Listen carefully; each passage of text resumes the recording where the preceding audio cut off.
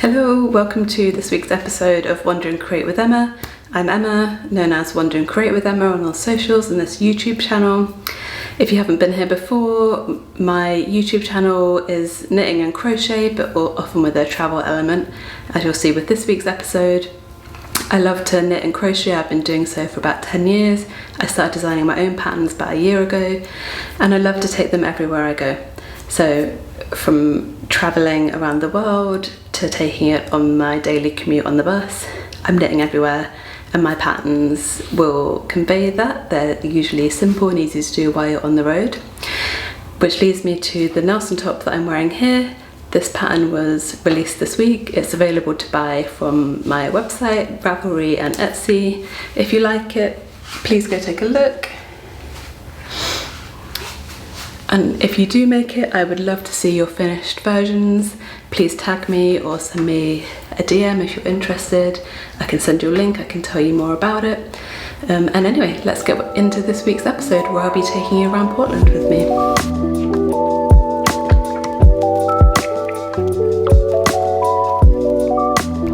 Hello, welcome back to another episode of Wander and Create with Emma.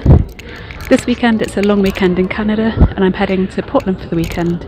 James has been there all week for a travel conference and I'm flying down to meet him. I'm going to be visiting some yarn stores, so I wanted to bring you with me.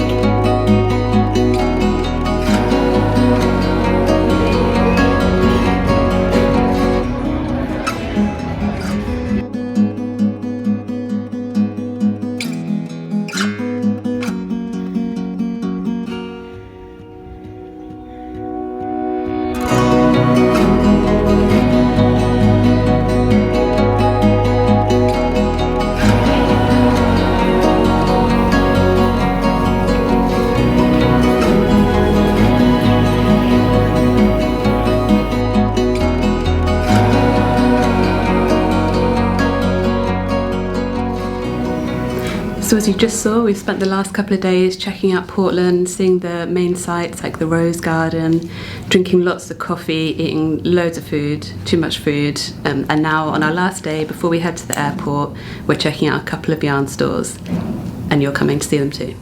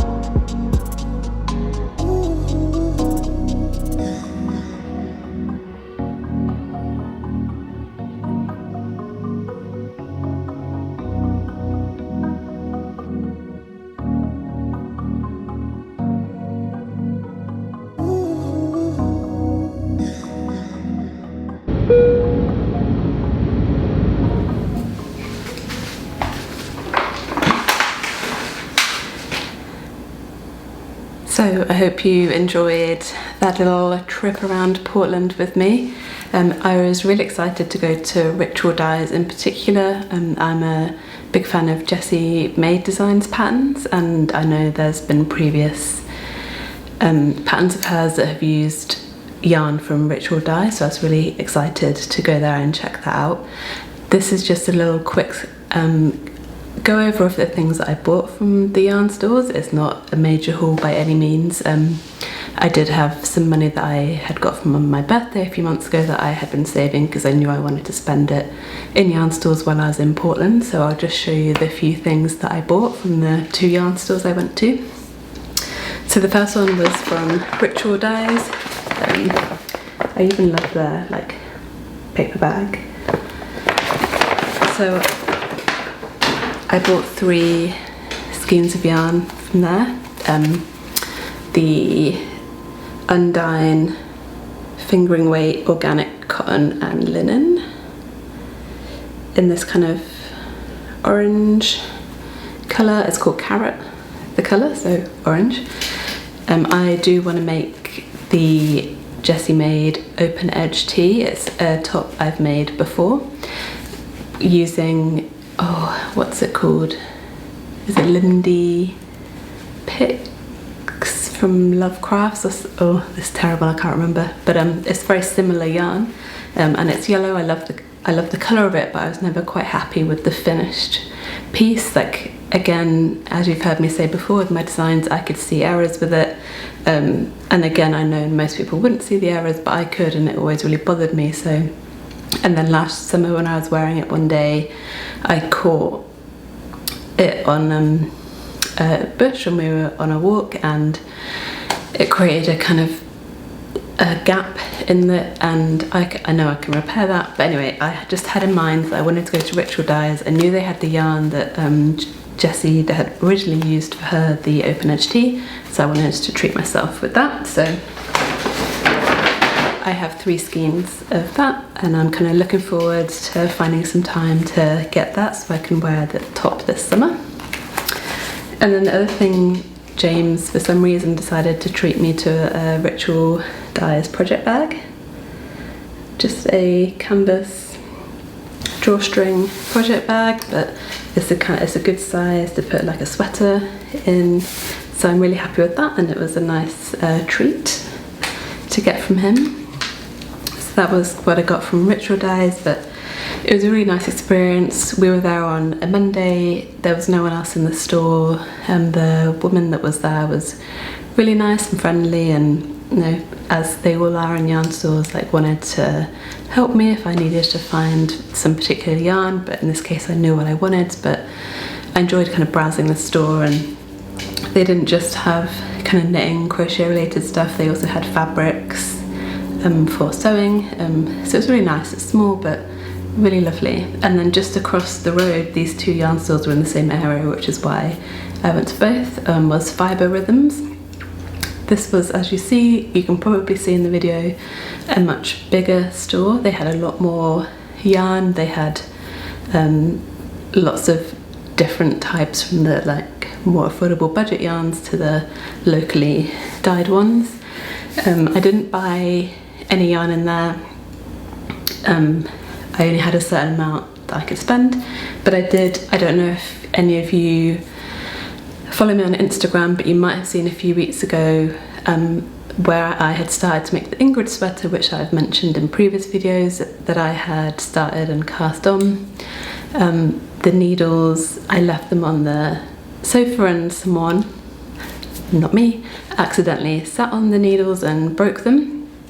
They were the Knit Picks bamboo circular interchangeable needles. I've had them for years and years, they're great, but they broke, and I thought going to Portland was the perfect excuse to get a replacement set of needles, so I didn't get the Knit Picks ones. What I got was actually some 4mm, but they're fixed circular needles. I think I also have mentioned before that I wanted to kind of go through eventually and replace all my needles with the metal Chow Gu, still haven't worked out how you pronounce that set. But in neither of these yarn stores I couldn't see you could buy just like single needles in that brand, so what I went for is this Lantern Moon circular needle set. So they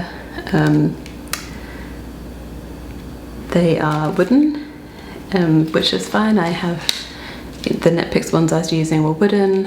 I am not against that at all, just they obviously, as I discovered recently, but has also happened before, they do break more easily. But I'll be careful to not leave my project laying around somewhere where they can get sat on, and protect these. And then the only other thing I bought from Fibre Rhythms was this little cute stitch marker. It's just a ball of yarn, I don't know if that's focusing. From a maker called Wandering Muse, which I liked because, you know, I'm Wandering Crate and this Wandering Muse. So I just bought that as a little souvenir of my time in Portland and visiting their yarn stores. And that was it. I know there are lots of other yarn stores in Portland. I'm pretty sure there's about 6 more that I would have loved to have got to, but didn't. It's just timings and what else we were up to that weekend.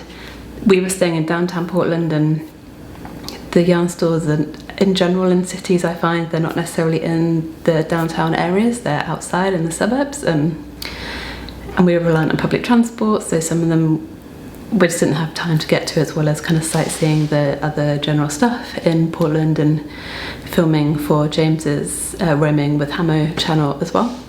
So just 2 this time, but Portland is pretty close by to Vancouver. We might well be back there one day. We know that we'd love to drive on the coast again, over the Oregon coast. So I'm sure I'll get to the other yarn stores one day. But I have summarised all of this in a blog post as well on my website, so I will list those other yarn stores I didn't get to but would love to one day. If you're interested and you're planning a trip to Portland yourself, you can check out the blog. I'll link to it in the description below, and you can read more about my trip, all the other things that I recommend doing in Portland as well that are not just related to yarn shopping. And that's it for me. If you enjoyed this tour style video, give it a like. Remember to subscribe to this channel if you haven't already, and I'll see you next time.